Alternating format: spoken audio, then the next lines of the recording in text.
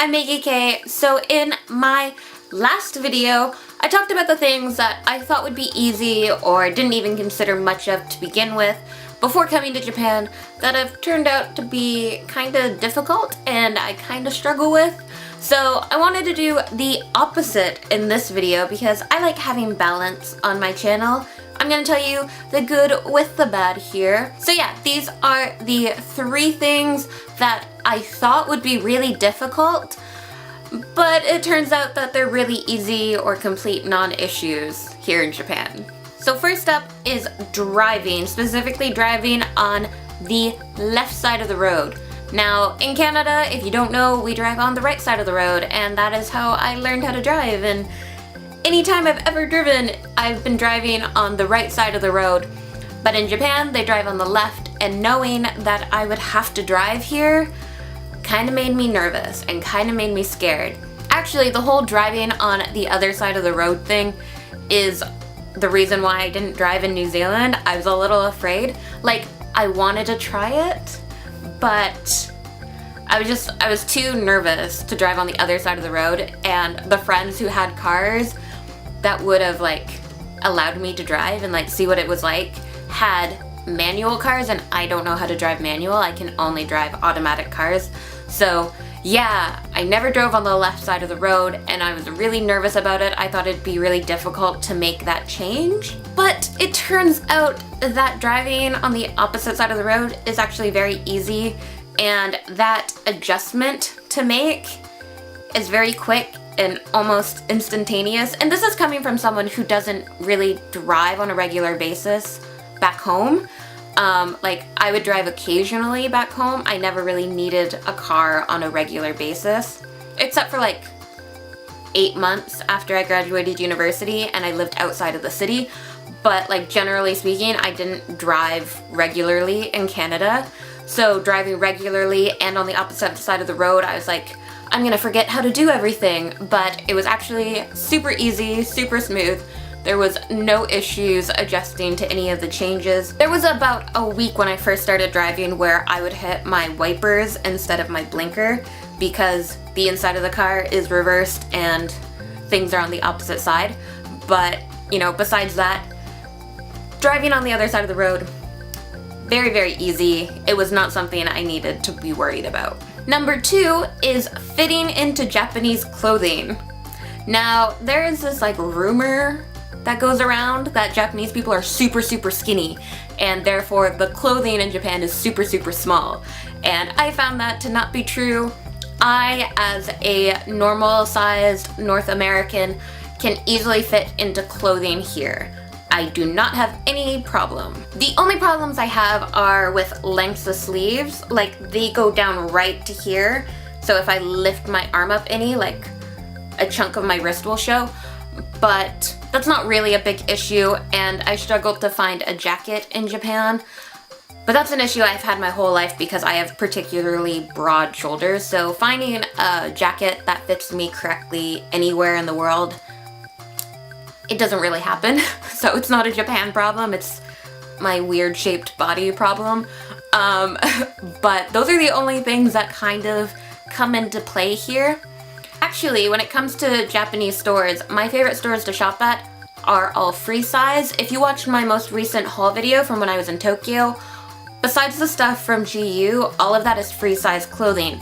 And if you notice something about those clothes, they're all kind of like flowy, oversized, and that's the style in Japan. So since the style in Japan a lot of the times is very like loose and flowy, free size is okay if you are bigger. Now, if you're like significantly overweight, maybe it's a problem, but I think for most people coming to Japan, it's really not an issue like I thought it would be before coming here. And even in the clothing stores that are sized, I still typically buy a medium. Sometimes I buy a large, depending on the cut or the fit that I'm looking for. But in Canada, I would buy a medium typically, sometimes a small, and in Japan, I typically buy a medium and then sometimes a large. That shift in clothing, like, I haven't made that full jump to a size up that a lot of people talk about. And I've gained weight in Japan. I am definitely bigger now than I was when I first arrived, and I still am typically buying mediums. So, yeah, finding clothes that fit me in Japan, not a problem. Very easy to do. And like I said, it's a combination of the fashion style being very oversized and the fact that I think that the super skinny Japanese person is very much exaggerated online. And finally, number 3 is sending money home.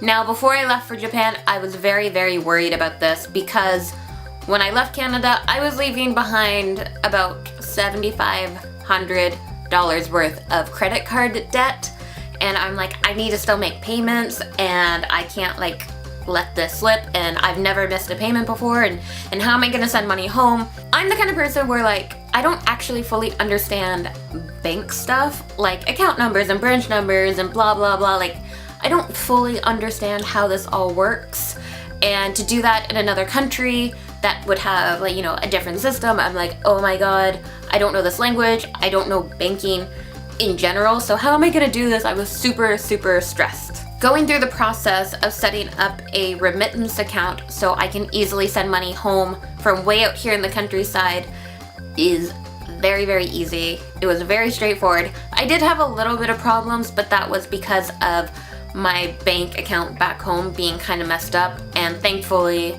my dad's name was still on my account from when I was a teenager, and he like went in and kind of sorted it out for me. So if you're curious, how I send money home is through GoRemit, and this was the easiest option for me. I know some people do the Japan Post Bank, which I would have to drive quite a ways away to get to a bank that would do that. Also, some people use TransferWise, but I had a problem with like verifying my identity with them, and I was just like, GoRemit is so straightforward and so easy. And because, like I mentioned, how I had some problems with my bank account back home, I wasn't sure what the problem was, and the GoRemit like customer service was actually really great. And they really like helped me figure out what the problem was, and then I realized it was my account back home, and I got my dad to fix it. And from that point, it's all been super smooth, and I regularly send money home. It's there the next day. It's super easy. So yeah, despite all of that pre-Japan worry and stress about how I would get money home so I can pay off all the debts I have there, it's very easy, very simple. No problem at all. So yeah, those were the 3 things that I thought would be really difficult in Japan, but turns out to be very easy. And if you've been to Japan and have experienced similar things, or if you thought something was difficult but it turns out it was actually really easy, let me know. I'm curious to see other people's experience when it comes to these kind of different expectations. So yeah, I hope you liked this video. If you did, give it a thumbs up and subscribe, because I'll be back with another video soon.